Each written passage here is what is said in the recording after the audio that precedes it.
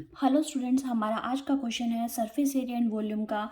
If the circumference of the base of cylinder is 44 centimetre and height 20 centimetre, then its lateral surface area is क्या होगा, हमें बताना है। तो सबसे पहले सिलेंडर की हमारे पास शेप क्या होती है। इस तरह से हमारे पास सिलेंडर की शेप होती है, ठीक है। इट्स लाइक अ, ये क्या है हमारे पास, सिलेंडर, ठीक है। अब हमें दे रखा है circumference of the base of cylinder is 44 centimetre. Base क्या है, ये सिलेंडर का जो बेस होता है हमारे पास क्या होता है, ये, ठीक है। ये भी हम बेस कह सकते हैं, ठीक है। और हाइट क्या है, 20 सेंटीमीटर। हाइट हमें दे रखी है 20 सेंटीमीटर। ये हमें टोटल हाइट 20 सेंटीमीटर दे रखी है। और सरकमफ्रेंस दे रखी है बेस की। सरकमफ्रेंस, अब बेस क्या है हमारा, सिलेंडर का जो बेस होता है सिलेंडर का, वो क्या होता है, सर्कल की शेप में होता है, ठीक है। तो ये कैसे होता है, इस तरह से होता है सिलेंडर का।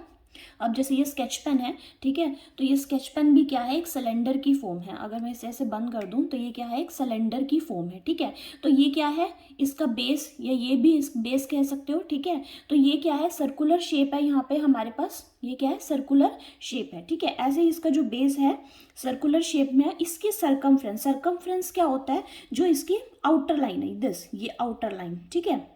जैसे मैं इसको ये कह दूं कि एक रोप है, रस्सी है, ठीक है, उससे मैंने एक सर्कल बना दिया, ठीक है। तो उसकी लेंथ क्या होगी, इसकी, ठीक है। तो ये क्या है, इसकी सरकमफ्रेंस हमें कितनी दे रखी है, 44 सेंटीमीटर। अब सरकमफ्रेंस ऑफ द बेस मतलब सरकमफ्रेंस ऑफ सर्कल हमारे पास क्या होता है, सरकमफ्रेंस ऑफ सर्कल का फॉर्मूला हमारे पास क्या होता है,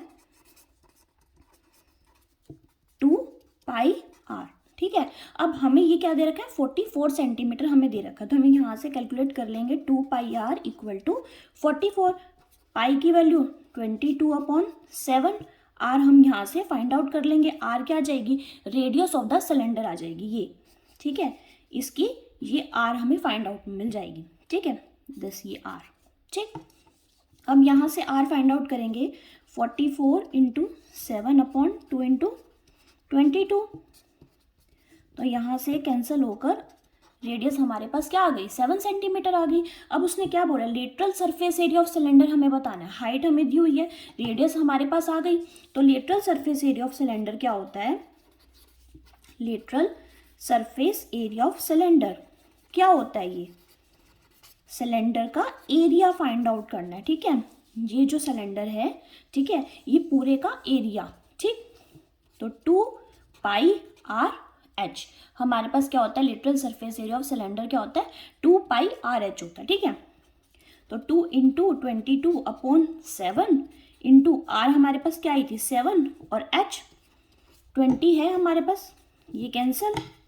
तो 44 इंटू 20 880 स्क्वायर सेंटीमीटर। ये हमारा क्या आ जाएगा, रिजल्ट आ जाएगा, ठीक है। इसे हम एक और मेथड से कर सकते हैं, ठीक। ये वाला मेथड क्लियर है, ठीक है। अब ये तो था कि हमने यहाँ पे पहले रेडियस निकाली, सरकमफ्रेंस दे रखा था, लेकिन अगर हमें ये बात पता हो कि lateral surface area of cylinder बनता ही कैसे, इसका फॉर्मूला, ठीक है। अब यहाँ पे देखिए, lateral surface area of cylinder क्या दिया हुआ है, 2πr h, ठीक है। तो ये 2πr क्या है, सरकमफ्रेंस ऑफ द सर्कल है, मीन सरकमफ्रेंस है इस बेस का, ठीक है।